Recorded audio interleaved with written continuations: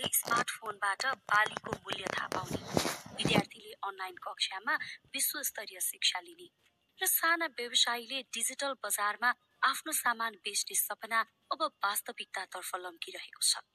Digital Nepal framework DNF यही सपनालाई साकार पार्ने खाका हो। यो नेपाललाई प्रविधिमा आधारित समृद्ध र समावेशी राष्ट्र बनाउने योजना हो। सूचना तथा सञ्चार प्रविधि ICT को उपयोगबाट आर्थिक वृद्धि, सामाजिक समानता र दिगो विकासलाई प्राथमिकता दिइन्छ।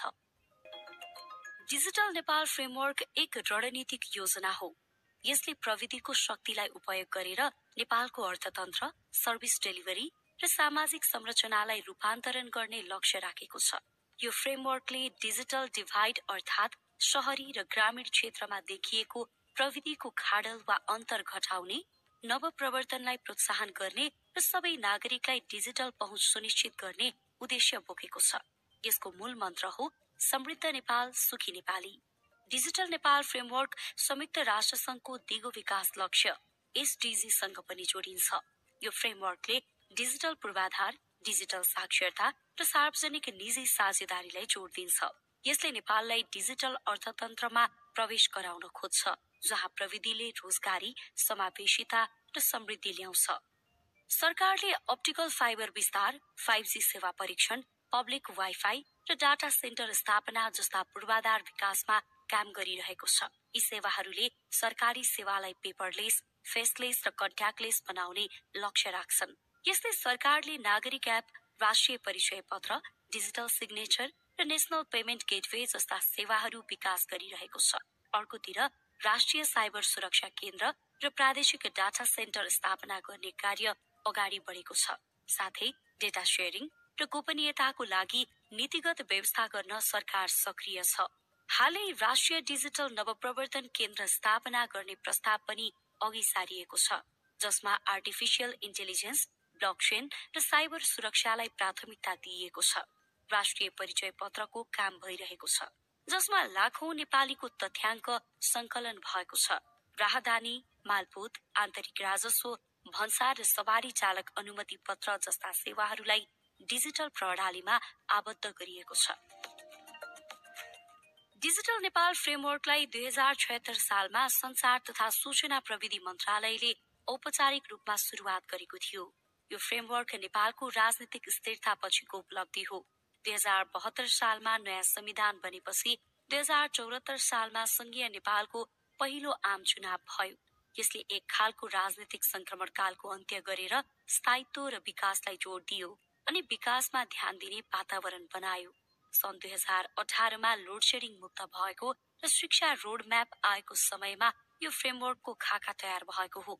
अहिले त डिजिटल नेपाल फ्रेमवर्क 2 को तयारी भइरहेको छ, जुन पहिलो संस्करणको उपलब्धि र कमजोरीमा आधारित छ। यो फ्रेमवर्क नेपालको डिजिटल रूपान्तरणको आधार स्तम्भ बनेको छ। डिजिटल नेपाल फ्रेमवर्कमा 8 क्षेत्र र 80 डिजिटल पहल अर्थात् इनिसिएटिभहरू छन्। 8 वटा क्षेत्रमा डिजिटल फाउन्डेसन, कृषि, स्वास्थ्य, शिक्षा, ऊर्जा, पर्यटन, वित्त र शहरी पूर्वाधार रहेका छन्। प्रत्येक क्षेत्रमा विशिष्ट पहलहरू छन्, जस्तै डिजिटल फाउन्डेसन। डिजिटल फाउन्डेसनका 19 डिजिटल पहल छन्। इन्टरनेटलाई आधारभूत सेवा बनाउने, 5G नेटवर्क, राष्ट्रिय अप्टिकल फाइबर, सरकारी app, e-governance 2, public wifi, cyber security centre लगायतका कुरा यसले समेटेको छ।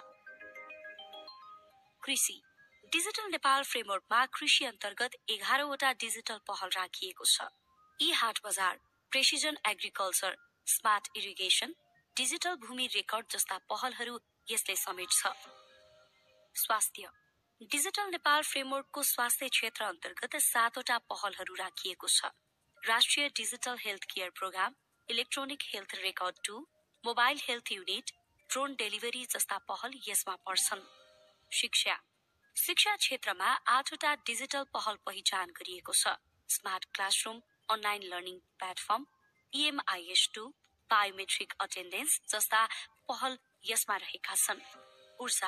ऊर्जा अन्तर्गत 9 वटा डिजिटल पहल राखिएको छ। Smart metering, GIS smart grid, NEA mobile app यसमा पर्दछन्।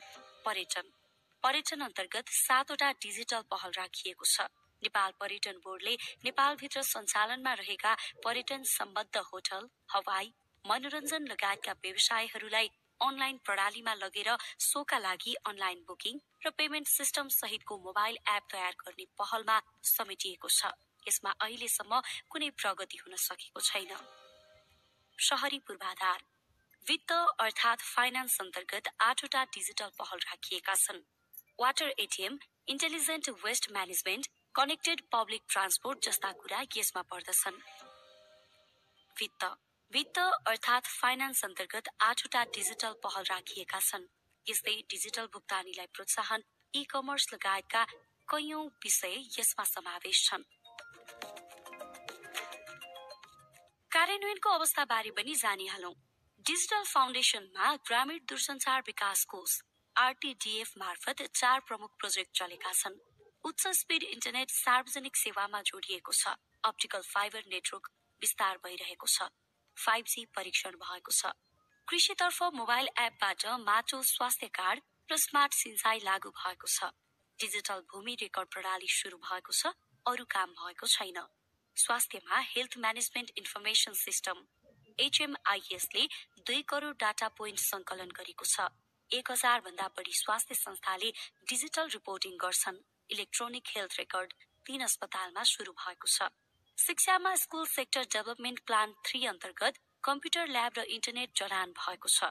विद्युतीय हाजिरीको काम पनि ठाउँ ठाउँका विद्यालयमा भइरहेको छ। ऊर्जातर्फ स्मार्ट मिटरिङको राष्ट्रव्यापी मास्टर प्लान बनेको छ। नेपाल विद्युत प्राधिकरण NEA को मोबाइल एपले सेवा सुधार गरेको छ। पर्यटनमा ई भिजा र मल्टिलिङ्गुअल हेल्पलाइन लागू भएको छ। अरू उपलब्धि भएको छैन। वित्तमा राम्रो प्रगति भएको छ। राष्ट्रिय पेमेन्ट गेटवेले वित्तीय समावेशिता बढाएको छ। डिजिटल भुक्तानी तीव्र गतिमा बढेको छ। ई कमर्सको क्षेत्रमा उल्लेख्य प्रगति भएको छ। शहरी पूर्वाधारमा वाटर एटिएम कतै कतै शुरू भएको छ। स्मार्ट सिटी प्रोजेक्टको अवस्था निराशाजनक छ। डिजिटल नेपाल फ्रेमवर्कको कार्यान्वयनमा संघीय, प्रादेशिक र स्थानीय सरकारहरू समन्वय गरिरहेका छन्।